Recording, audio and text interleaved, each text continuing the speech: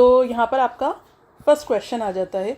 इस first question में आपसे एग्जामिनर पूछ रहा है importance of consumer protection not from the business point of view. तो आपको यहाँ पर देखना है कि कंज्यूमर प्रोटेक्शन की बात पूछी गई है किसके पॉइंट ऑफ व्यू से, बिजनेस के पॉइंट ऑफ व्यू से पूछी गई है। लेकिन इस सबसे इंपॉर्टेंट वर्ड है ये नॉट, इससे बच्चे कंफ्यूज हो जाते हैं। तो सबसे पहले आप ये देख लीजिएगा कि वो आपसे पूछ रहा है या नहीं का बात कर रहा है। तो यहाँ पे इंपॉर्टेंस पूछी कंज्यूमर प्रोटेक्शन की, बिजनेस पॉइंट ऑफ व्यू से कौन सा पॉइंट नहीं है। तो अगर अपन बिजनेस पॉइंट ऑफ व्यू से यहाँ पे अपन आंसर देखेंगे तो बिजनेस जो होता है आपका, ठीक है, इस बिजनेस में आपका गवर्नमेंट इंटरफेयर करती है, इसलिए आप कंज्यूमर प्रोटेक्शन एक्ट को फॉलो करते हैं, ठीक है। सोशल रिस्पॉन्सिबिलिटी होती है तो क्योंकि आपको इसको निभाना पड़ेगा। यूटिलाइजेशन ऑफ रिसोर्सेज होते हैं तो इसलिए आपको निभाना पड़ेगा। तो इनमें से कौन सा पॉइंट नहीं है जो बिजनेस के पॉइंट ऑफ व्यू से ज़रूरी है? तो भाई अनऑर्गेनाइज्ड कंज्यूमर पर बिजनेसमैन सभी कंज्यूमर्स पर ध्यान नहीं दे सकता, ये कंज्यूमर के पॉइंट ऑफ व्यू से आंसर बनता है। तो यहाँ पर आपका जो आंसर है वो हो जाता है अनऑर्गेनाइज्ड कंज्यूमर। ओके, इसके बाद में आपका सेकंड क्वेश्चन आता है। इस सेकंड क्वेश्चन में आपसे पूछ रहे हैं फैक्टर्स अफेक्टिंग डिविडेंड डिसीजन। जब आप डिविडेंड डिसीजन लेते हैं, डिविडेंड का डिस्ट्रीब्यूशन करते हैं, तो कौन सा फैक्टर सबसे ज़्यादा इंपॉर्टेंट होता है, ठीक है। अब मैंने आपको बताया था यहाँ पे लगभग आप देख रहे हैं कि सारे ही पॉइंट डिविडेंड डिसीजन से रिलेटेड आ रहे हैं। अब यहाँ पर कंफ्यूज हो जाते हैं हम, तो ध्यान ही देना है आपको। डिविडेंड डिसीजन, जब भी कोई कंपनी डिविडेंड बांटेगी तो सबसे पहले वो क्या देखती है कि उसकी जो अर्निंग है वो स्टेबल है या नहीं। अगर उसकी अर्निंग स्टेबल है, उसके पास कंटिन्यूसली पैसा आ रहा है, प्रॉफिट आ रहा है, तो ही वो डिविडेंड डिक्लेयर करती है, ठीक है। अगर अनस्टेबल इनकम होती है तो डिविडेंड डिक्लेरेशन नहीं किया जाता। कॉस्ट ऑफ इक्विटी की बात करें, डेब्ट की बात करें या टैक्स रेट की बात करें, तीनों चीज़ें बाद में आती हैं। तो आपका यहाँ पर आंसर हो गया है फैक्टर्स अफेक्टिंग डिविडेंड डिसीजन का स्टेबिलिटी अर्निंग। ओके, इसके बाद में आता है आपका थर्ड क्वेश्चन, जिसमें आपसे कहा जाता है dash are responsible for all the activities of first line manager.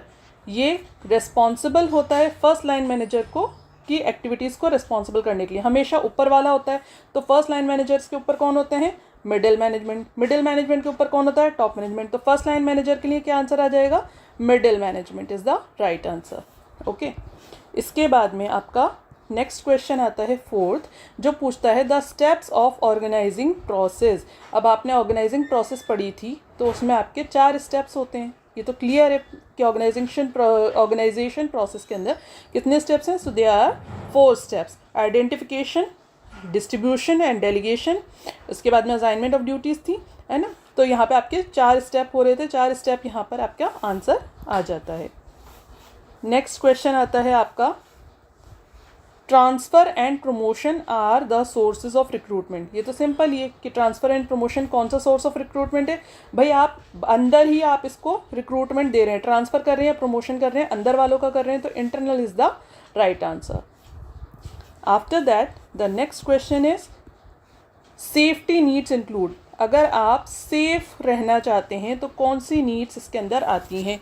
तो देखिए, अब यहाँ पर आपने सेफ्टी नीड पढ़ी है मैस्लो की नीड थियोरी में। मैस्लो की नीड थियोरी में जो फूड है, स्लीप है या रेस्पेक्ट है, ये बेसिक नीड्स के पार्ट हैं, ठीक है। तो सेफ्टी किससे मिलती है? पैसों से। पैसा किससे आएगा? पेंशन से। तो सेफ्टी नीड के अंदर हमारा ऑप्शन बन जाता है पेंशन। ओके, नेक्स्ट क्वेश्चन आता है हमारा, जिसमें पूछा जाता है the consumer protection act 2019 provide dash rights to consumers. Simple and easy question है। कंज्यूमर प्रोटेक्शन एक्ट में कितने राइट्स है कंज्यूमर के पास? There are 6 rights. ओके, इसके बाद में नेक्स्ट क्वेश्चन है जो कि हमसे कहता है a long term investment decision is also called. Long term investment decision, आपको पता था इन्वेस्टमेंट डिसीजन के 2 पार्ट होते हैं, ठीक है। एक होता है शॉर्ट टर्म, एक होता है लॉन्ग टर्म, ठीक है। शॉर्ट टर्म जो हम करते हैं वो होता है हमारे वर्किंग कैपिटल मैनेजमेंट। अगर हम लॉन्ग टर्म के लिए इन्वेस्टमेंट करते हैं तो वो होता है हमारा capital budgeting decision. So long term investment का आंसर क्या आ जाएगा? कैपिटल बजटिंग डिसीजन भी इसको कहा जाता है। नेक्स्ट क्वेश्चन पूछता है products can be classified mainly into how many categories. तो आपके जो भी प्रोडक्ट्स होते हैं आपको पता है 2 कैटेगरी में डिवाइड हो जाते हैं, CG consumer goods and ID या आईजी इंडस्ट्रियल गुड्स, ठीक है। तो आपके कंज्यूमर गुड्स या इंडस्ट्रियल गुड्स या फिर इसको आप कैपिटल गुड्स के नाम से भी जानते हैं, ठीक है। तो ये आपका दो तरीके के प्रोडक्ट्स होते हैं, या तो कंज्यूमर गुड्स होते हैं जो कंज्यूमर के लिए बनाए जाते हैं, या इंडस्ट्रियलिस्ट के लिए जो बनाए जाते हैं वो इंडस्ट्रियल गुड्स या फिर कैपिटल गुड्स के नाम से जाने जाते हैं। तो दो ही कैटेगरी हैं। आंसर हो गया आपका 2। आपका नेक्स्ट क्वेश्चन कहता है examples of non financial incentives. Non financial यानी पैसा नहीं होगा, वो क्या इंसेंटिव है? सैलरी एंड अलाउंस में पैसा आता है, बोनस में पैसा आता है, प्रॉफिट शेयरिंग में पैसा आता है, तो कौन सा नहीं आता है? Status is the right answer, जो नॉन फाइनेंशियल इंसेंटिव है आपका। नेक्स्ट क्वेश्चन आपसे कहता है functions of public relation department. जो पब्लिक रिलेशन डिपार्टमेंट होता है वो क्या काम करता है? तो भाई public relation department generally problems को सॉल्व करने का काम करता है। हम कहते हैं ना हमारा पीआर काम करता है, कोई भी प्रॉब्लम्स आ जाते हैं, इश्यूज आ जाते हैं, तो उनको सॉल्व कौन करता है?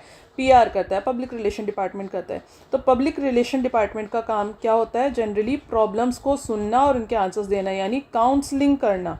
ठीक है, इसके बाद जो ऑप्शन है आप देखिएगा, जो एडवर्टाइजमेंट है, पर्सनल सेलिंग है, या फिर सेल्स प्रमोशन है, ये तीनों चीज़ें हमने किसके अंदर, किस टॉपिक के अंदर पढ़ी थी? मार्केटिंग मैनेजमेंट के अंदर। तो ये मार्केटिंग मैनेजमेंट में होती है तीनों चीज़ें, जहाँ पे हम अपने प्रोडक्ट को अवेयर कराते हैं।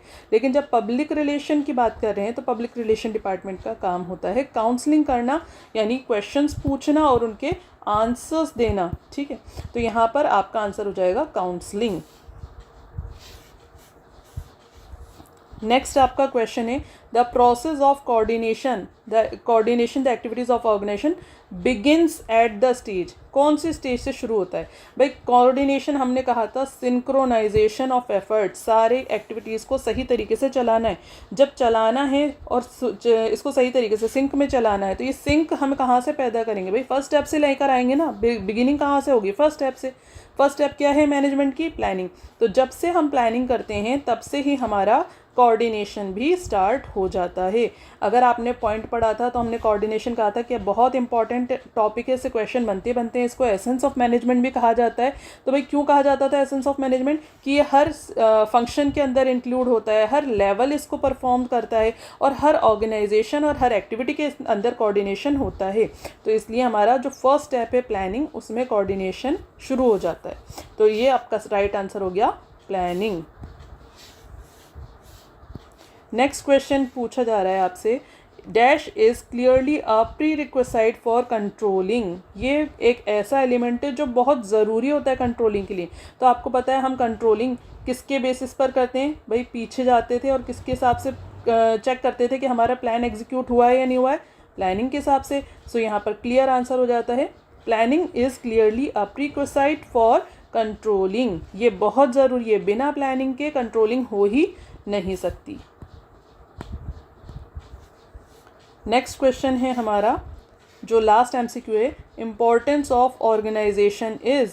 ऑर्गेनाइजेशन जो हम करते हैं, ये ऑर्गेनाइजेशन फंक्शन आ रहा है यहाँ पे। ठीक है, तो ऑर्गेनाइजेशन फंक्शन जो हम परफॉर्म करते हैं ये क्यों करते हैं?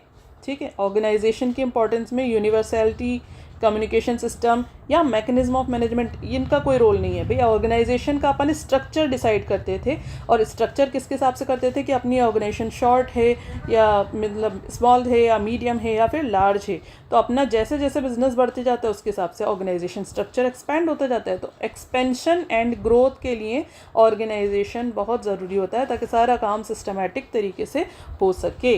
अगर हम नए प्रोडक्ट भी लॉन्च करते हैं तो हम, आपको याद होगा, functional structure and then divisional structure पे जाते थे। तो वो भी तब होता है जब आप एक्सपेंशन एंड ग्रोथ करते हैं। तो इंपॉर्टेंस ऑफ ऑर्गेनाइजेशन का राइट आंसर हो गया एक्सपेंशन एंड ग्रोथ। इसके साथ हमारे एमसीक्यू सॉल्व हो गए हैं। अब इसके बाद में अभी कुछ और हैं, चलो इनको भी कवर करते हैं। तो यहाँ पर आपका दे रखा है characteristics of profession. Characteristics of profession में अपन क्या करते हैं? जब भी कोई प्रोफेशन परफॉर्म किया जाता है तो सर्विस के लिए किया जाता है, सर्विस मोटिव के लिए। तो यहाँ पे प्रोफेशन का सीधा राइट आंसर आ जाता है सर्विस मोटिव। हमेशा कोई भी प्रोफेशन होगा तो आपको सर्विस ही अवेलेबल कराएगा। नेक्स्ट आता है आपका question, there are dash category of marketing mix. Very simple question. Marketing mix के मैंने आपको एलिमेंट बताए थे, कितने होते हैं?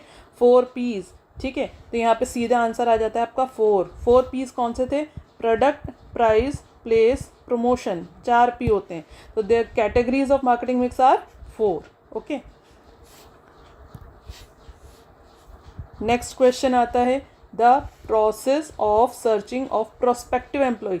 हम जिसमें एम्प्लॉय को ढूंढते हैं, बुलाते हैं, कौन सा स्टेप था? सर्च कर रहे हैं अभी, तो इनविटेशन देना पड़ेगा ना सर्च करने के लिए। पहले लोग आएंगे तभी तो हम सेलेक्ट करेंगे। तो क्या स्टेप होता है इसके अंदर? Recruitment, invitation, recruitment. So recruitment is the right answer.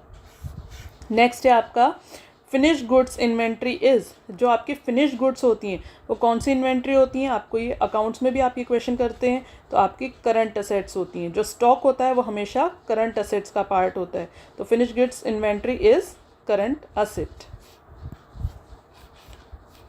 अब यहाँ पर आपके एमसीक्यू ख़त्म हो गए।